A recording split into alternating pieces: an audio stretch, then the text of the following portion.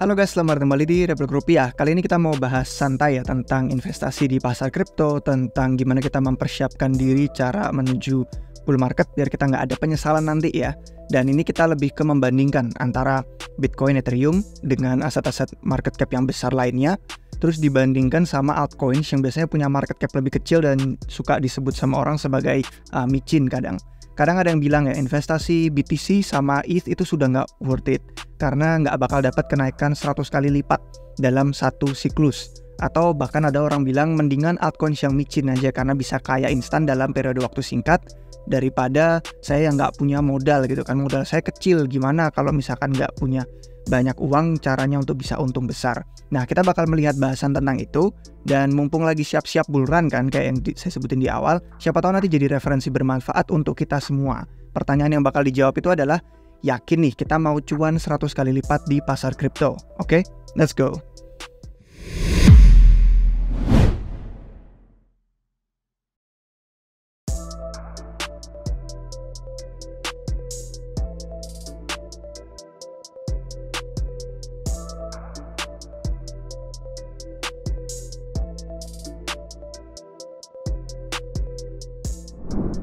Oke guys, pertama kita cuma mau ngasih tahu aja kalau sebelumnya udah ada video serupa di 2 bulan lalu ya tentang pesan untuk investor aset kripto menjelang bull market. Cuman yang kita bahas hari ini tuh sama sekali berbeda. Nggak ada yang kita udah bahas di sana, cuman kalau pengen referensi tambahan, misalkan habis nonton video ini pengen nonton video selanjutnya, ini bisa jadi referensi yang bagus. Nah, sebenarnya kalau sebelum kita mulai ya, kita mau ngasih disclaimer aja nih, kunci dari pendekatan investasi yang beda-beda itu kan semua tergantung sama usia kita, terus sama tanggung jawab kita di hidup itu masing-masing kan berbeda-beda. Nah, kita bisa ngasih tahu nih, ada video yang bagus dari channel Escaping Ordinary. Ini visualnya kita mau nunjukin aja ya tentang psikologi keuangan. Dan dia itu ngambil dari bukunya Morgan Housel. Banyak dari kalian mungkin udah denger atau mungkin malah udah pernah baca. Dan di sini ada pesan yang bagus nih tentang gimana usia sama tanggung jawab hidup kita yang beda-beda itu membedakan cara kita investasi.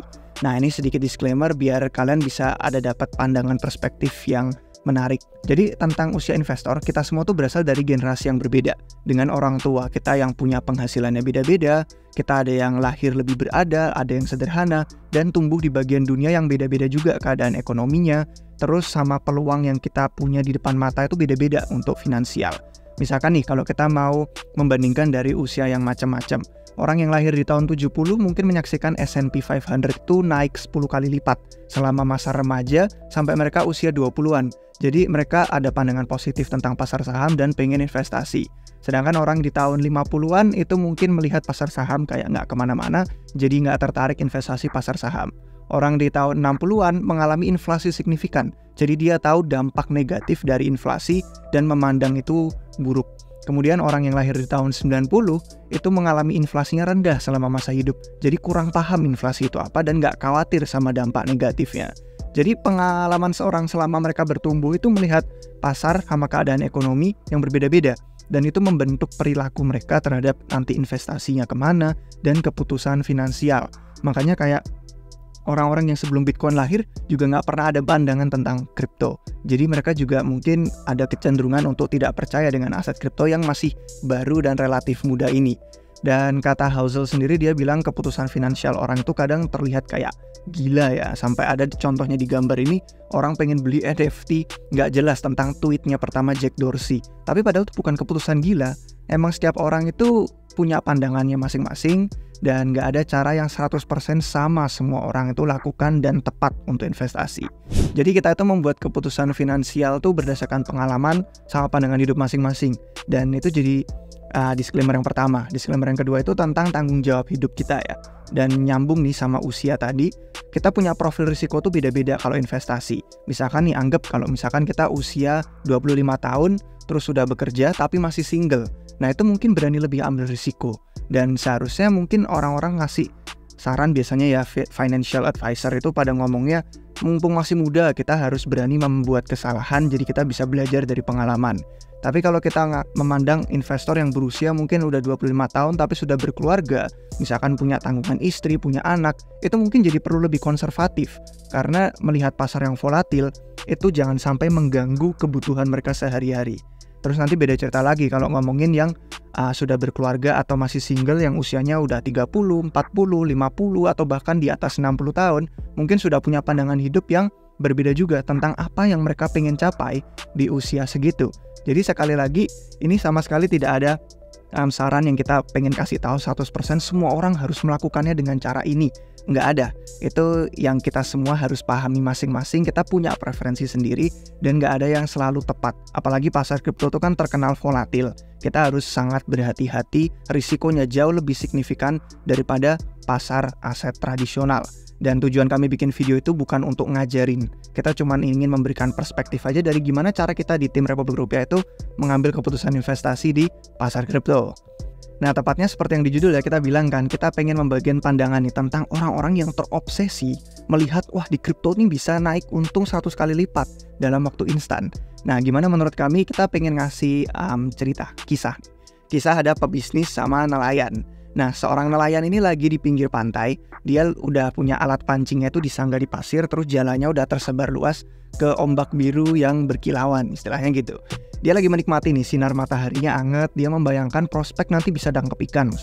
Dan di siang itu, ada pebisnis yang lagi jalan di pesisir pantai, dia berusaha untuk melepas penat karena sibuk dan stres dengan pekerjaannya. Dia melihat si nelayan itu lagi duduk di pantai, dia penasaran, kenapa kok dia nggak melaut, kok nggak bekerja? Terus dia bilang, kalau gitu caranya, kamu nggak bakal nangkep ikan. Harusnya sana ke tengah laut, terus daripada cuma duduk di pasir, berusaha mencari ikan yang lebih niat, istilahnya dia bilang.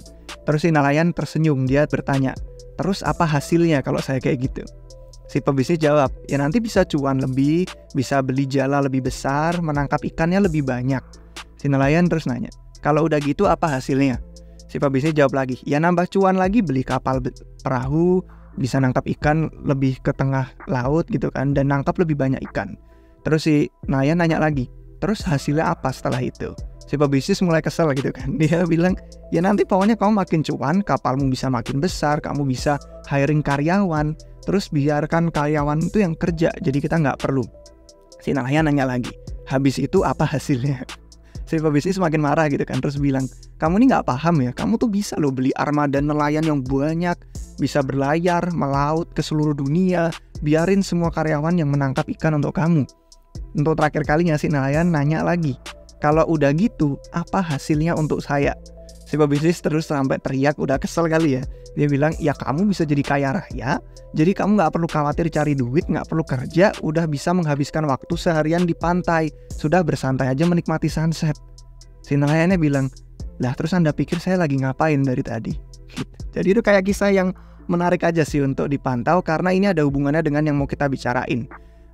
Perbandingan antara kita investasi di kripto dapat keuntungan 2 kali dalam setahun, misalkan kita nganggap BTC naik 100% dalam setahun dari bull market, anggap misalkan sesuai sama prediksi orang 2024-2025, versus investasi 100 kali lipat misalkan di altcoins micin dalam waktu seminggu yang orang-orang harapkan, impikan.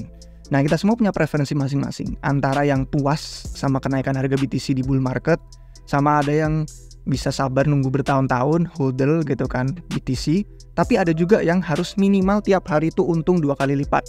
Kalau enggak, ya pengen lebih. Padahal seperti kisah tadi, semua hal di dunia itu ada harganya. Tidak ada yang gratis. Seringkali bukan uang yang kita bayarin. Nah, biaya keputusan hidup itu nggak ada, tag harganya itu nggak ada.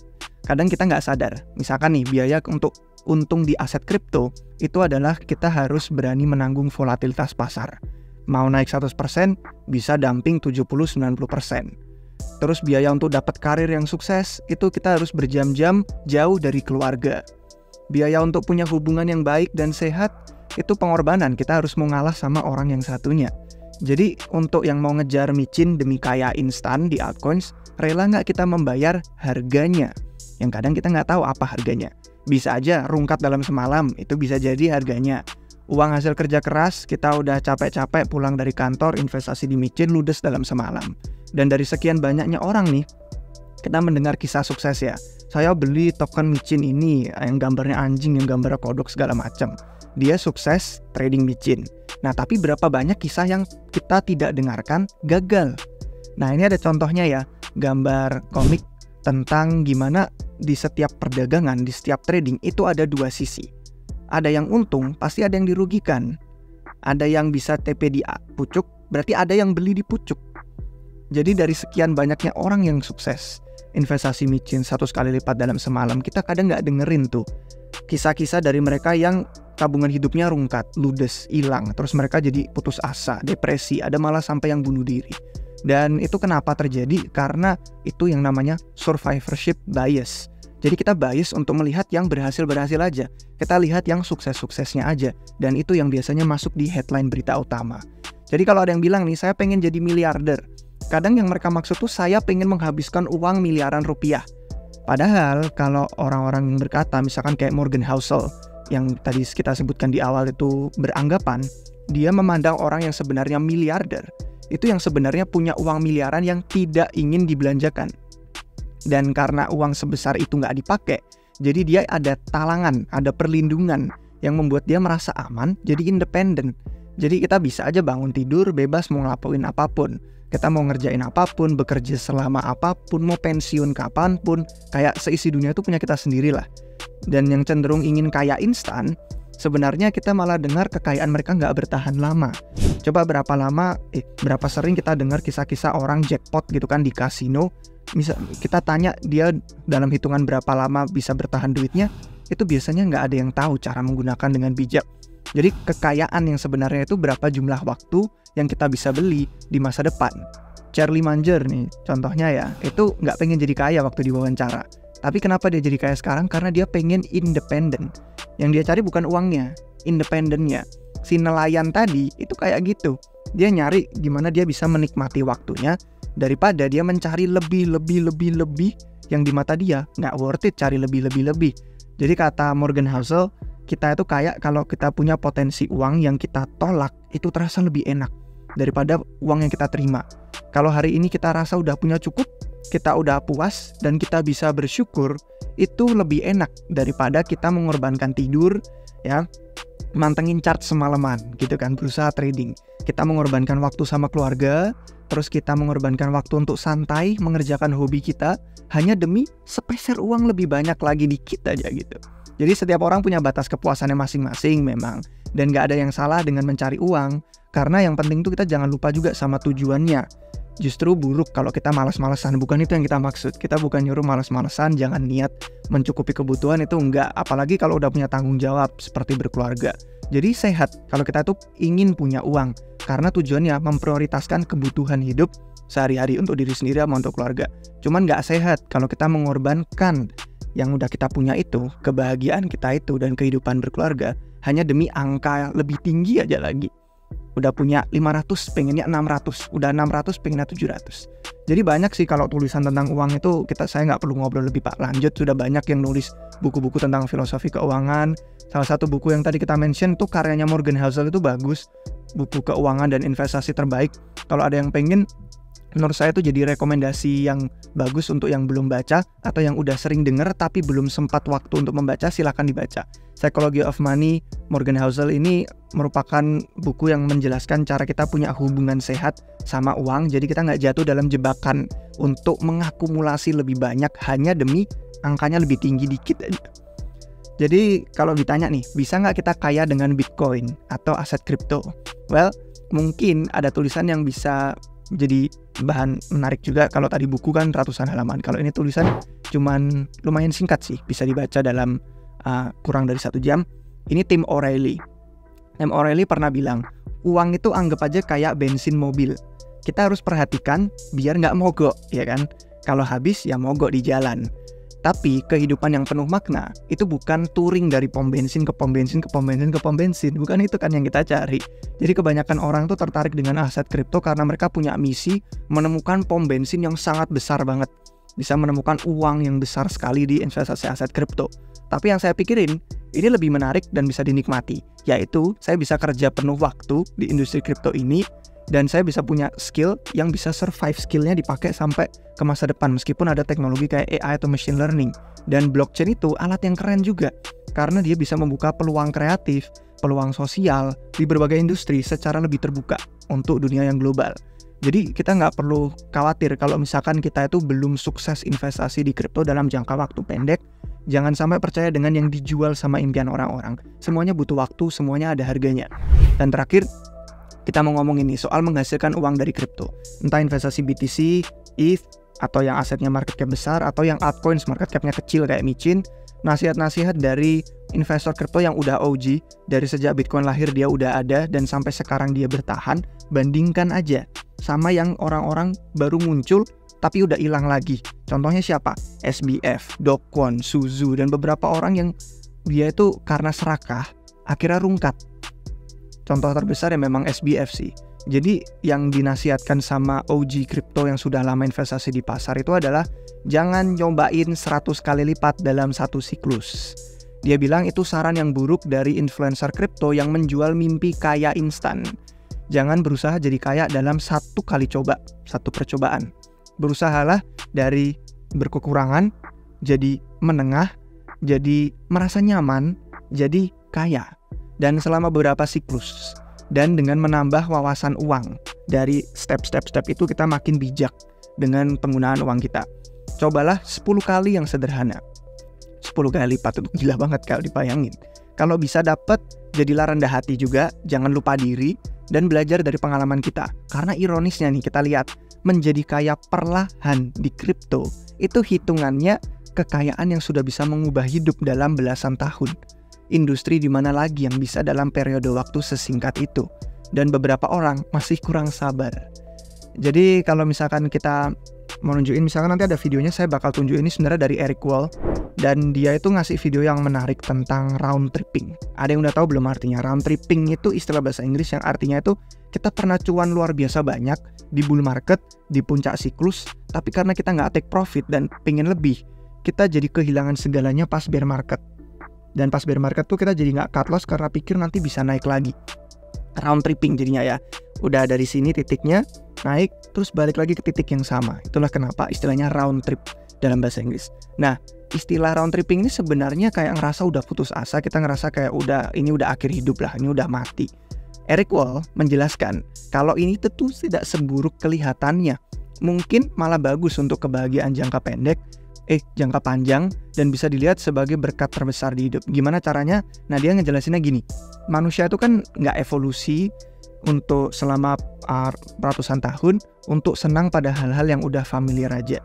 Kita itu rindu sama kemajuan, dan studi empiris itu udah ada tentang kebahagiaan yang menandakan kalau terlepas apapun yang terjadi sama kita, level kebahagiaan kita itu nanti bisa ada titik di mana itu sudah flat, sudah sideways, dan tadinya yang volatilitas naik turun itu jadi sebuah hal yang normal aja, jadi sebuah hal yang ya udah flat.